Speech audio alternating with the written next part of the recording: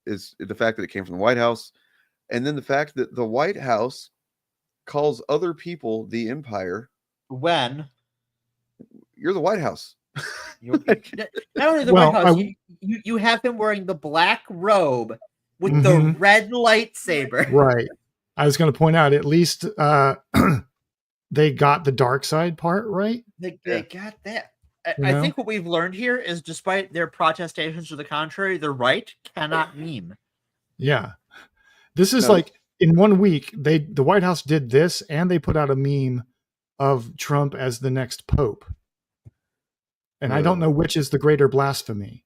And did you see that Lindsey Graham actually did a tweet that sincerely seemed to be advocating that? And I don't know if he deleted it or whatever, but like, man, what was they before have? The meme. Jesus Christ. That was before the meme, yeah. Do they have this is like his gay porn video or something? Is that what it is? They do. Yes, that's correct. Yeah. I mean, I hate to go that way with it, but it just seems like that's the most logical thing that they have his sex tape. Yeah. Yeah. Well, they have that, and also the fact that the majority of politicians are just narcissists who want power. Yep. So Lindsey Graham would sell his most cherished lover out for half a sandwich. Yeah. On a good day. The funniest thing, not the funniest thing, but one of the many funny things here is that like the muscly chest and arms really draw attention to the fucking turkey vagina neck. It really does. It's like, oh man, is Donald Trump a Rob Liefeld drawing made flesh? Apparently so. I mean, look, I am good job, AI. You're getting hands a little bit better, but only a little. A little. I think that's the right number of fingers, but it's definitely way too big of hands. So anyway, on that note, let's get out of here and skedaddle. Happy birthday to my son, Oliver. He is 10 years old today. Woo! Happy birthday! We went to free comic book day yesterday. Got some free comics. Got some manga. He got some manga. Pretty cool. I hate to admit this, but I bought the first physical comics I've bought in months. Oh, it happens. Yeah. But we went to Books with Pictures, which is the gayest in positive sense comic book shop ever, really. And they actually have been voted the best comic shop in the world before. Damn. Wow. Which is crazy. But yeah, very cool spot. Love those people. You guys have a lovely week, and yeah, I don't know. What else you guys say? Anybody? Enjoy Star Wars Day. Enjoy real Star Wars Day, which I think is May 25th. But is that what? Really? Well, that's the day Star Wars came out, I believe. Oh, I see. Oh, well, you know what? I think somebody does have a bit of a. We've got somebody who wants to say something here, so let's just hear him out.